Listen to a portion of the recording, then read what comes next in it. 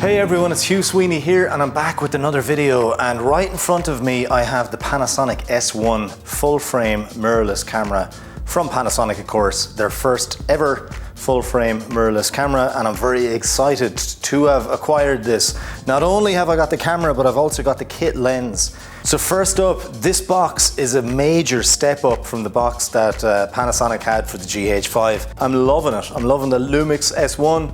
I'm loving the branding on the box, this little red line, this kind of red groove that goes around. It's sort of like a box that a company that makes accessories for Ferraris would have. It's got that sort of black and red, very sports car, very F1 looking. So let's undo the sticker, man. Right now we're gonna just open this up. Okay, so let's have a look at the inside of the box there. You can see it's nicely compartmentalized into other sort of boxes, for the want of a better word. Now, as I said, I got the kit lens version. Now, don't let the word kit put you off. This lens is an absolute beast, and I assume that this is the lens in this side right here. So, box number one. It's such a good deal with the camera. If you want to buy the lens on its own, it's a lot of money. So, looking inside, man, we got the kit lens coming out. 1, 2, 3. Okay, let's see what this looks like. Okay, a little bit like the Sigma hood, but sort of a little bit more going on. Quite nice. I like the hood. Okay, very crude bubble wrapping here and very crude packaging. You would think that if they've seen as they've got such nice black packaging, that inside they would use sort of some type of black, you know, wrapping. Okay, man, that's nice. Oh wow. That focus ring is velvety smooth. Velvety smooth. Can you see that? Okay, it's got the lock switch on it. It's got autofocus to manual focus, optical stabilization, and that is it. The hood comes off, or the cap comes off nicely. Beautiful front element there. And the zoom is sweet. And the back, of course, you have the L mount. Look at that, sweet. Got this other box coming out. All right, lovely. This is probably the charger and all that stuff. Panasonic. Now you gotta think of how amazing the GH5 has been as a camera. So it's sort of a no-brainer to move up to this camera. So I'll probably sell the GH5 if this is good, and I'll just keep this in the EOS R. I know that, you know, having Canon and Panasonic as your main cameras mightn't be the smartest thing. You know, maybe you should just stick to one brand and not, you know, be messing with it. But the Canon EOS R is still a really good photography camera, still a good video camera. But, you know, you need more than one camera. Sometimes I need 3 cameras, and at the moment I'm sort of stuck when I need 3 cameras. You don't want to be using a GoPro, do you, as your third camera? No, that's an adapter, I think. So that's your adapter, and you've got 2 different leads here. So this is the one I want in Europe here. The battery is sweet. I really like the battery of this. This is what I'm saying. Why didn't Blackmagic Design make their own battery like this when they were bringing out the pocket camera? Why did they use a battery that wouldn't be strong enough to power the camera with its big 5-inch screen? They should have made something like this. I don't know what the capacity of this is, but it's a bigger battery. It's about 1.5 times the size of the LP6 kind of battery. So that's there. We have some really nice fat USB cables. Really fat. They're going to transfer a lot of data, those bad boys. Now, sometimes you get kind of cheap straps, but this looks pretty good. Yeah, it's pretty cheap strap. Nothing too crazy about it. You've got this box here, and then this box lifts up, and the camera is sort of wrapped in a bag there. And for some bizarre reason, I thought the camera wasn't in there, but it is. I can feel it there. I'll just take this out. That's the camera. Before we open the camera, let's see what's in this. This is just all manuals.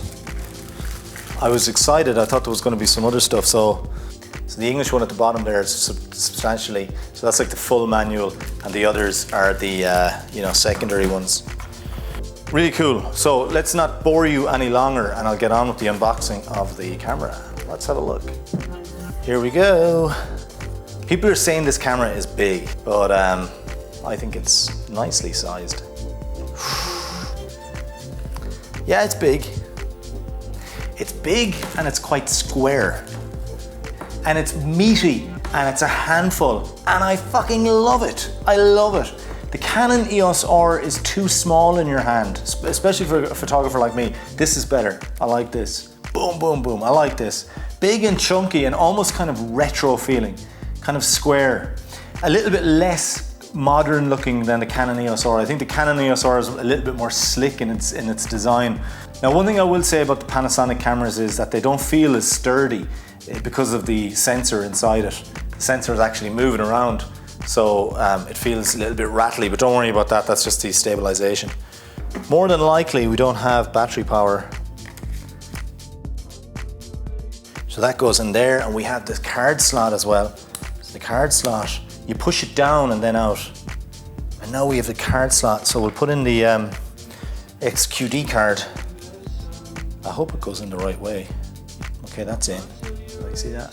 I think I'm too close to the, I'm shooting here on the big fat lens, the Sigma 70-200. That door is so chunky and solid. It shuts closed like a big vault. Now, one thing about this camera is it doesn't have the sensor cover. Red dot to red dot, I assume. Oh, that is a tight fit. I will say one thing about the GH5. I'm constantly using the speed booster on the GH5, and I find the speed booster a little bit annoying because it's quite loose on the bayonet fixing. But this is actually, you know what I'm going to say? It's actually quite light, because I'm used to the big Sigma lenses, and coming from the Sigma lenses, this is actually really light for me. Not to the average user, for me it's really light, and I really like the feel of it. Okay, so we have zero power. If I charge it, I might edit the end of this video and see. Maybe tomorrow morning I'll do some shots with it. So I can't show you any of the features, but the buttons on this and the dial, there's a joystick. It's really sort of ergonomic, unlike the Canon EOS R. And we've flaps here on the side, big ass flaps with big ass hinges on them. The screen comes out. They say that they made the screen like this so it's more robust, but there are advantages to having this screen as well. Having it centered under you like that, where the camera, it's not sticking out here, that's actually quite good, because I shoot like this an awful lot. That's my favorite shooting position. So for me, this is good. This is the way I shoot most stuff. And it actually has the screen has a nice action there. Yeah, it's quite good, it's quite well made. So that is it. The lens feels great. I can't wait to use this camera. I'm going to charge it straight away, and I will take up the video from there. Whether I finish this video right now or if I add some more to it, I don't know yet. But all I can do is just, in case I finish the video now, say goodbye for now, and thanks for watching.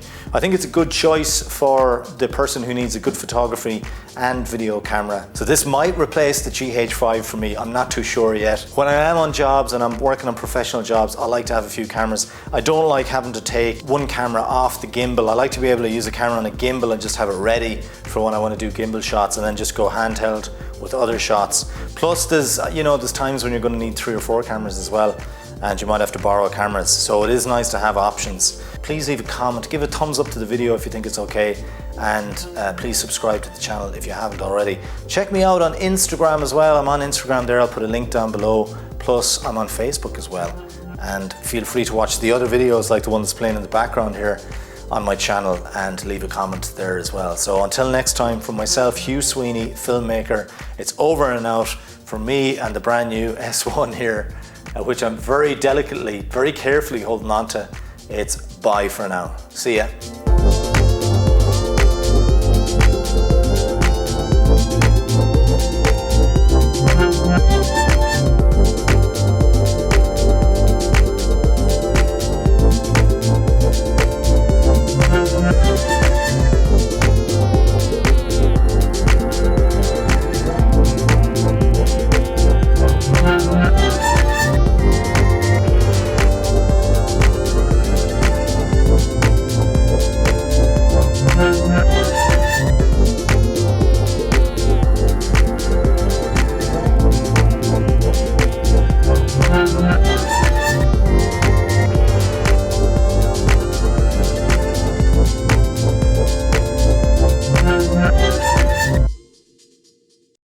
Can you open your eyes now? Do you see me? Feel safe and warm?